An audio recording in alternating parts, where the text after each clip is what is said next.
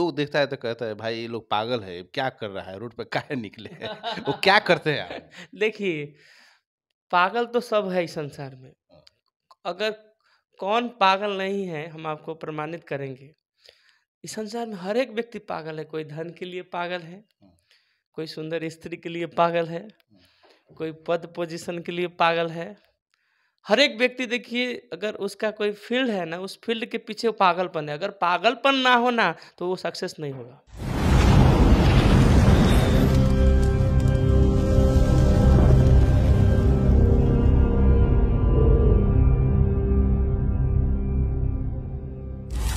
कहल जाला कि जीवन के सार धर्म हुए आ सनातन धर्म के तो बातें कुछ और बा।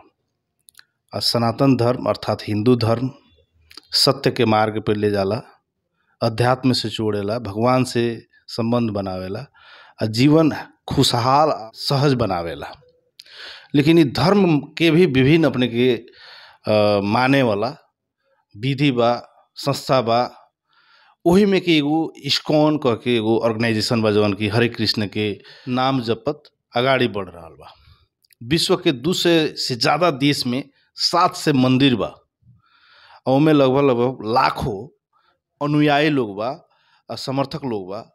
इ धर्म अपने के बीरगंज तकले भी आ गेल बा। 2 साल पहले हरे कृष्ण के संस्था माया स्थान गवा माई मंदिर के पीछे 3 नंबर रोड में बा।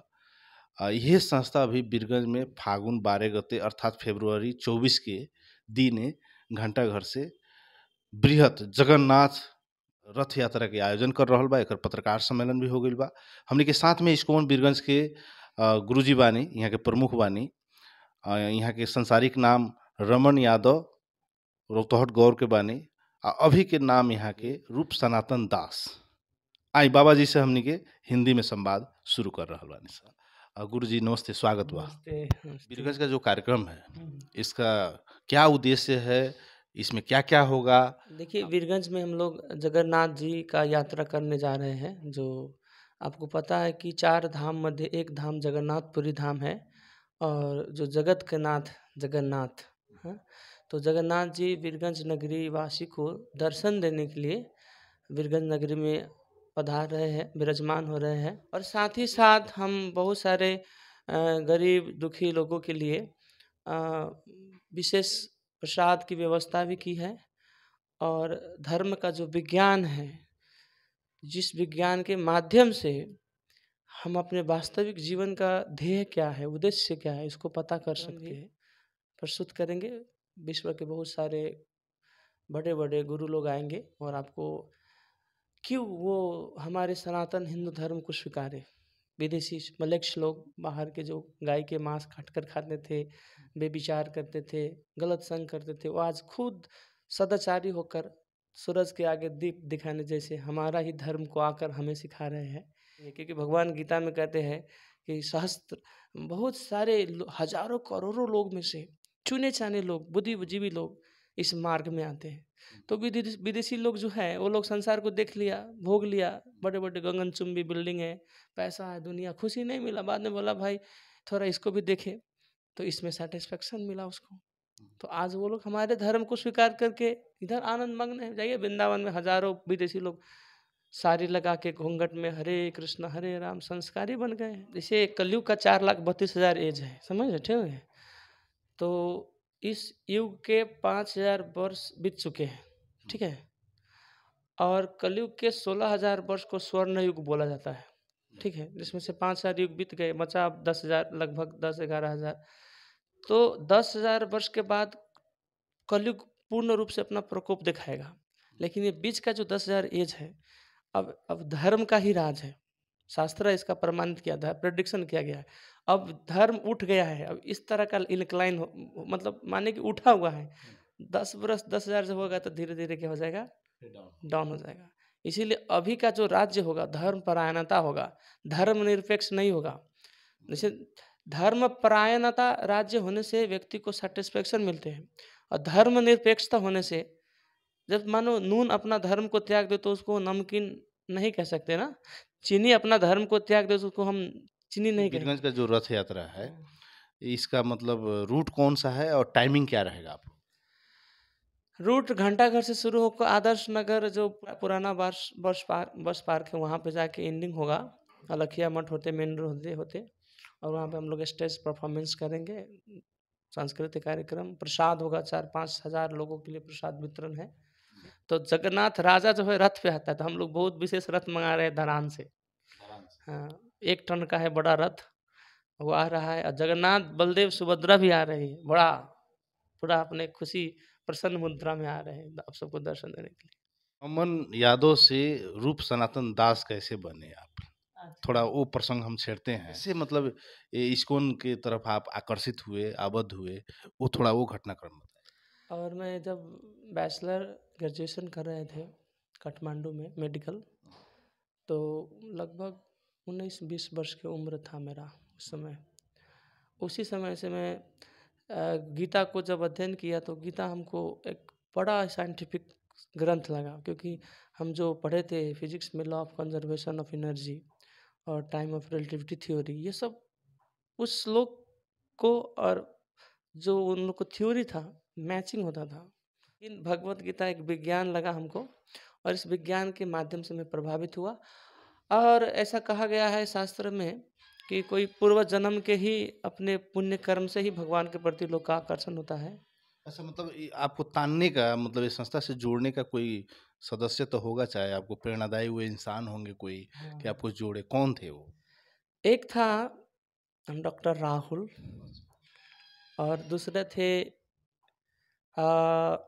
प्रभुपाद जी, हमारे गुरु जी, जो उनके ग्रंथ, जो संस्थापक आचार्य हैं, उनके ग्रंथ पढ़कर मैं बहुत प्रभावित हुआ। घर परिवार में मान लीजिए आप इधर अध्यात्म के मार्ग में चल पड़े, तो मम्मी पापा, घर परिवार होगा, नातेदार होंगे, रोका होगा कि बाबू काहे कंठी माला लेता रह, ये सब में काहे लागल बड़ा, लोग कहता पागल हो गए, फलानवा के बेटा पागल हो गए। ऐसे सुनने में मिला होगा आपको। हाँ, मुझे शुरू में 4 साल तक लोग गाँव में पागल बोला था कि मैं पहले थोड़ा एक अलग ही यूनिक स्टाइल में जीन्स पैंट और मॉडर्न, जो लोग सो कॉल्ड मॉडर्निटी कहते हैं, और अपने आप को शो ऑफ करना, हीरो के जैसा भी दिखना लगता था ना, कितना सुंदर है।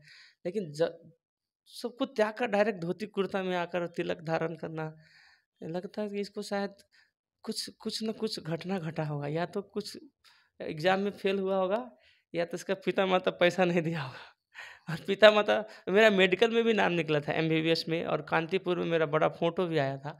और पिता माता बोल रहा था कि ये जो पढ़ने के भय से जो है साधु बन गया है। और अभी गांव, अभी क्या सोचते हैं वो अभी तो लोग? वो लोग हमको गांव में पूछते हैं, सुने गांव के लोग हमको पूछते हैं। सुने हैं कि आप गृहस्थ जीवन भी प्रारंभ कर रहे हैं। हाँ, अब हमारा धर्म वर्ण आश्रम धर्म कहते हैं, पहले ब्रह्मचारी रह जाइए, फिर गृहस्थ रह जाइए, फिर वानप्रस्थ रहिए, फिर संन्यास लीजिए। इसको बोलते हैं प्रवृत्ति मार्ग। डायरेक्ट निवृत्त होने के लिए सब में उतना साहस और तप नहीं रहता है। तो 2 मार्ग है, प्रवृत्ति होकर या निवृत्त होकर। तो संसार को भी देखो, गृहस्थ आश्रम, अच्छा, मांसों में जो मांस खाते हैं लोग, उससे कई अधिक गुना प्रोटीन हम ग्रेन में, आपको बताऊंगा, मैं खुद माइक्रोबायोलॉजी का स्टूडेंट हूँ। और रहा बात मिनरल्स वगैरह, जितना प्लांट्स में मिलता है उतना वो नॉनवेज में नहीं मिलता है। और जितने भी बड़े बड़े सिद्धांत प्रिंसिपल है स्थापित किया है, सब वेजिटेरियन ने किया है। बड़े बड़े साइंटिस्ट देखेंगे तो इवन आइंस्टाइन भी भगवान गीता को मानते थे। वो कहते थे Gita is like ocean, I take just 1 drop of water from Bhagavad Gita. हम लोग का डाइजेस्टिव सिस्टम का जो जो जो प्रोसेस है ना, यहाँ एलिमेंट हमारे एलिमेंट्री कनाल से लेकर हमारे पूरा डाइजेशन सिस्टम तक, और हमारे दांत का भी बनावट, ये टोटल वेजिटेरियन के लिए बनाया गया। हम डिटेल में इसको एक एक करके आपको बताना चाहता हूँ, लेकिन समय नहीं है आप। जब तब ध्यान करने वाले लोग जो होता है, उन लोगों का फेस का ग्लो कुछ अलग ही रहता है। वो मतलब मंत्र ज़्यादा उच्चारण और पाठ करने से होता है कि उसका कोई खाने पीने का आप लोग कुछ टॉनिक दूसरा कुछ रखते हैं कि सोते ज़्यादा है, क्या है राज क्या है? देखिए, हमारे शरीर में ऊर्जा है, इसको बोलते हैं वीर्य। वीर्य मतलब जो आपको तेजवान बनाए। तो 2 मार्ग है, एक वीर्य को नीचे करना है, एक ऊपर करना है। ठीक है, तो जो भक्ति मार्ग में होते हैं वो अपने वीर्य को ऊपर करते हैं, और जो वीर्य को ऊपर धारण करते वो रोगी नहीं होते हैं, निरोगी रहते हैं और अपने आप शरीर में तेज आ जाता है और वही उनको मतलब एक उत्साहमय कुछ भी क्रिया करने के लिए वो हमेशा उत्साहपूर्वक रहते हैं। एक्साइटेड रहते हैं हाँ, लोग। क्योंकि उनके पास एनर्जी है ना और बाहर के लोग कहते हैं उस एनर्जी को नीचे की ओर कर ऊर्ध्व या अधः। भगवत गीता का आप चिंतन मनन करते हैं, विद्यार्थियों को पाठ सिखाते हैं, थोड़ा चाहेंगे 2-4 श्लोक थोड़ा गुनगुनाए? अर्जुन भी बड़ा लोग थे लेकिन एक अच्छे होते हैं ना आदर्श व्यक्ति गुरु नहीं थे, तो उन्होंने कृष्ण को अपना गुरु बनाया। बोला कार्पण्य दोषो उपहता स्वभावा पृच्छामि त्वां धर्म सम्मूढ़ चेता यश्रेह निश्चितं ब्रूहि तन्मे शिष्यस्तेहं साधिमां तं प्रपन्नम। कहते हे कृष्णा, मैं अपने कृपणता के कारण से, अपने दुर्बलता के कारण से धर्म क्या है, मेरे लिए श्रेय क्या है, गलत सही क्या है, हम पूर्ण रूप से भूल गए हैं प्रभु। अब शिष्यस्ते हम, आपका मैं शिष्य बना। और कैसा शिष्य? साधि माम त्वाम प्रपन्नम, शरणागत शिष्य। अब जो कहेंगे वही करेंगे हम। चलिए गुरुजी, बीरगंज के रथ यात्रा के संबंध में और आप लोग के संस्था के बारे में और अध्यात्म के बारे में बातचीत हुई। आपके समय और संवाद के लिए बहुत बहुत धन्यवाद। थैंक यू, धन्यवाद। जय श्री कृष्ण।